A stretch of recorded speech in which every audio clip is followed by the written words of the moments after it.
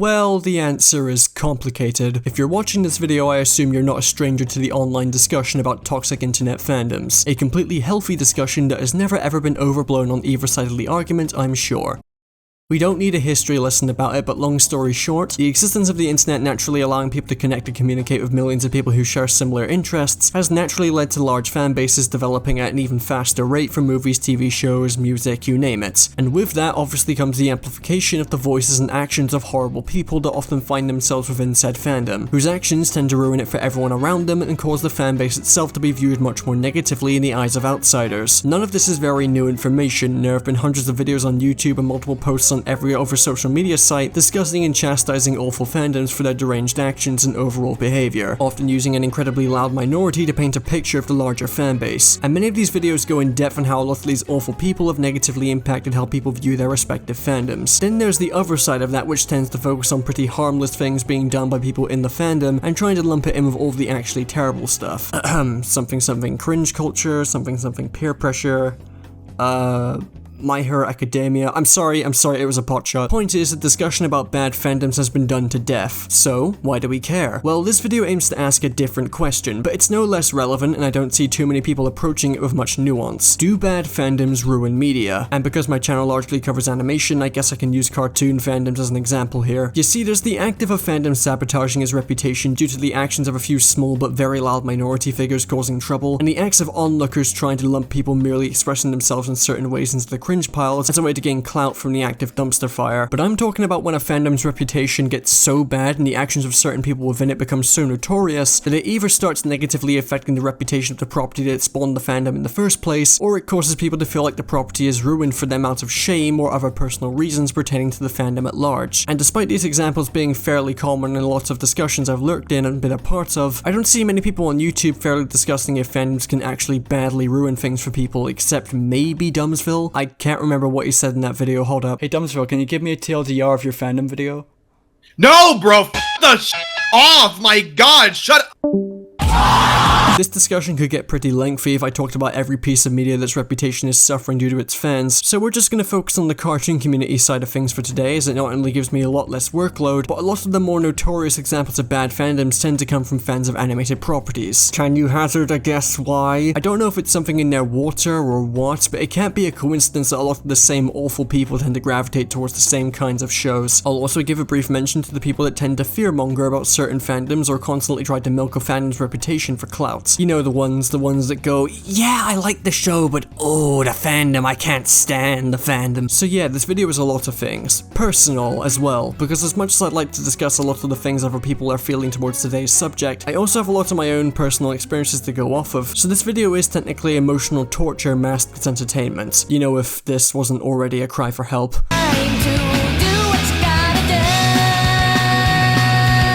Hey, here's my justification for why this video is about cartoons and not just TV shows in general. Hello, cartoon community. You. It's not a secret that many of the internet's most notorious fandoms are just subsections of the cartoon community, and it's very easy to notice that it's not just self-contained within a specific show's fandom, because poking around any of the countless controversies many of the more popular cartoon fandoms have gone through in recent years, you can spot very similar behavior between all of them. There's something about toxic cartoon fans on the internet that's just completely different from even the most toxic of fans from movies and bands. Like, they have their own brand of confident stupidity and clueless monstrousness that's really easy to spot, but incredibly hard to describe without accidentally describing the definition of a toxic fan. Like, you kinda have to just look at it yourself to know what I'm talking about. I don't know what the f this community's problem is, but they tend to have the shortest fuses out of any community I've seen. And unlike other fandoms where it's just massive arguments over controversies or arguments about divisive releases of something, or something of the sort, here it's more often than not just attacking other people for thinking slightly differently. Like, slightly differently. Which on the surface may not seem too different to other fandoms, but trust me when I say that even the smallest difference in opinion is likely to set a cartoon fan off on you. And they all have this really similar way of typing that more often than not gives off the vibe that they're a child with unrestricted internet access, or they're a fully grown adult who should have restricted internet access. I'm really finding it hard to describe what I'm talking about, but you look at some of these posts and you can probably spot how they all kind of feel the same with how they're typed. It's also very easy to tell when you're looking at someone from the cartoon community, because more often than not, they'll just be absolutely monstrous so casually just because they dislike someone over a difference of opinion. And this isn't them even trying to be be malicious, they don't even consider how they come across as. I know I'm saying quite a lot just to justify why this video is about cartoon fandoms, but it's good to have a bit of context so you know exactly how some of these people behave.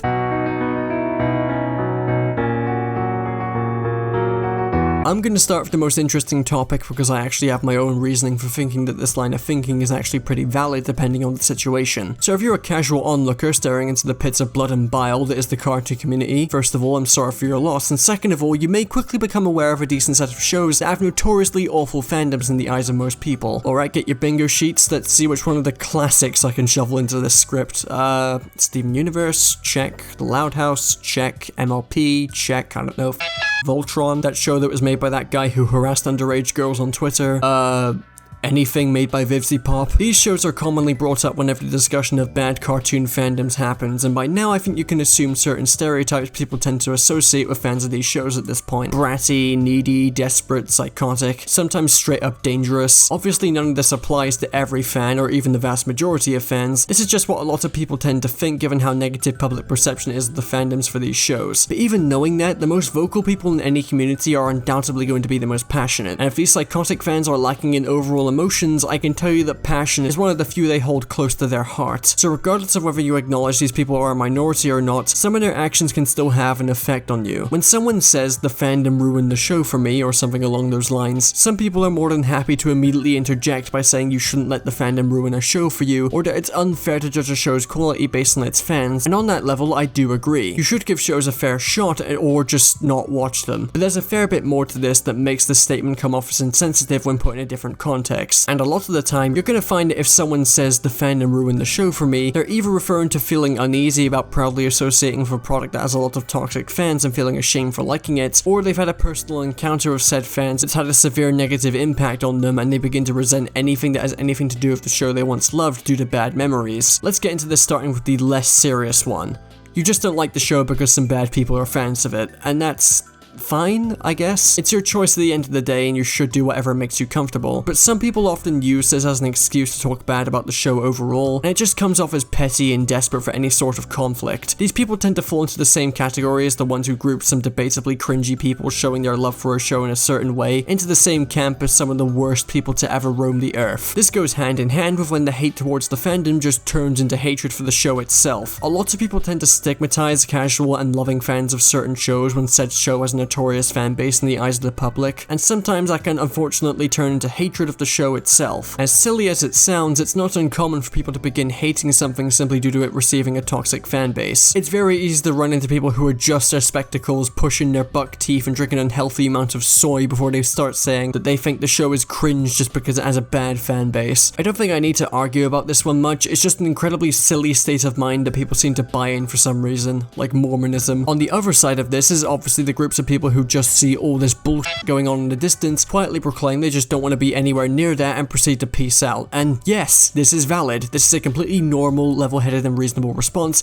to seeing a storm of trouble in the distance. Just back away if you're uncomfortable. But to then go on and start talking bad about a show you haven't even watched just despite its fandom, like, nah, that's just cringe. I don't care what your justification is, Joshua. It shouldn't be this hard to criticize Steven Universe properly. How valid your response is to a show's fandom and choosing to distance yourself from the show itself is all depends on your approach. If you're gonna grift about it, then get a hobby. Or job. But then there's the side of this stuff that's more personal to a lot of people, and that's when they have direct interactions with the fandom that causes them to mentally block off everything that has to do with the show and distancing themselves from it. This is an incredibly common thing that tends to happen, and you'll often see people saying that they've distanced themselves from certain communities due to being dragged into toxic arguments or just being straight up bullied. While on the surface, cutting an entire show and its community out of your life because of some bad actors may seem illogical, you have no idea how much some things can affect people or if they're currently going through something that you just don't know about. You get tales all the time about people being bullied into either deleting their accounts or taking drastic actions over the most menial things that someone decided to pick a fight with them over, especially in subsections of the cartoon community. And if it's for the sake of personal comfort and wanting to get better, throwing away something you once loved regardless of the fact that it wasn't the show's fault and the fact that you only interacted with a small segment of the community is perfectly logical to me, especially because I've done the same thing myself. I've been uploading consistently since 2019 when I was only 15 years old, and when you go through school and college, yes, you go to college when you're 16 in the UK, you tend to go through some stuff. And I'm not gonna act like trying to have a YouTube career while I did all of that wasn't partially my fault, but there have been a lot of times where I've given my opinions on a show and it has led to me receiving a small amount of harassment from a group of extremely loud people. And I'll admit it's gotten me to several points where I've just considered wiping a show and its community from my mind. Hell, that happened earlier this year with Hell of a Boss. I made a video criticizing what I saw was a drop in quality in the show's second season, and made it very clear that I was a big fan of the series in that video. Whether you disagreed or not, the video was nothing remotely close to an attack, and I made sure to be as respectful as possible. And while a lot of the tweets harassing me were deleted due to me receiving a ton of support once people caught wind of what was happening, it doesn't take too long to find proof of what happened. I won't dwell on it for very long, but I was kinda going through a lot of personal stuff at the time, and to suddenly be attacked by a group of small but very angry people over a video that was as calm and respectful as this, towards a show that I loved, all over a difference in opinion,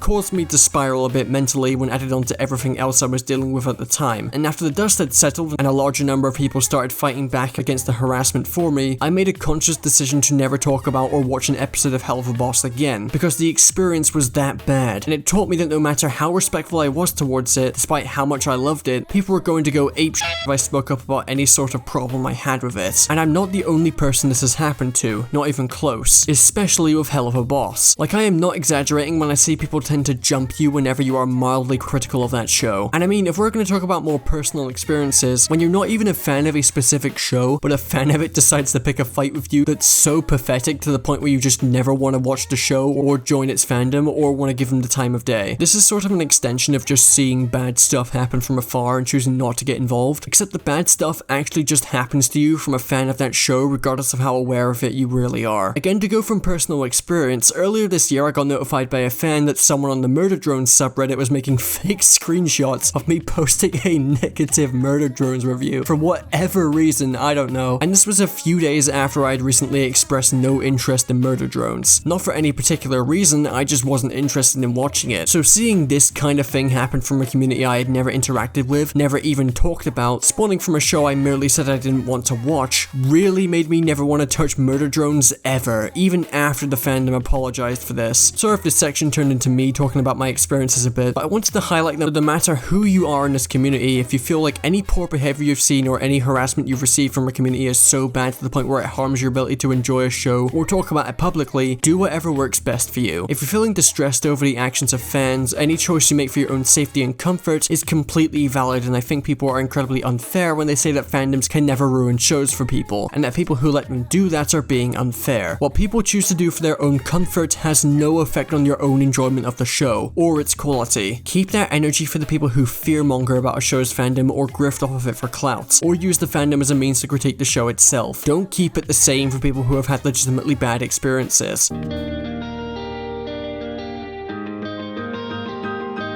This video is a bit of a chaotic mess, but that's because the subject in general just requires so much nuance and so many different reasons why people make the choices they do when it comes to fandoms. There are a lot of videos on YouTube about fandoms, but I wanted to quickly make one focusing on a very specific mindset that I don't see a lot of people covering. So if you were expecting me to go on and on about le bad fandom or fearmonger, then I'm sorry to say, but you've wasted your time. I just think looking at the mental health side of things and relating to it with my own experiences makes for something far more interesting. If there's anything you should take away from this, is that bad fandoms can absolutely ruin TV shows for people, and you should not constantly try to police how and why people feel they have to not be involved with a certain property. You never truly know what someone might be going through, and if they have a really bad experience with a show's fan base on top of that, any option they take to make sure it never happens again and to prevent them from constantly remembering what happened should at least be considered, all the while still keeping an eye out for the people that use their position as an excuse to grift about a show just based on its fans. Anyway, longer, more interesting videos are coming. I'm just currently playing through Lost Judgment, so I'm gonna get back to that.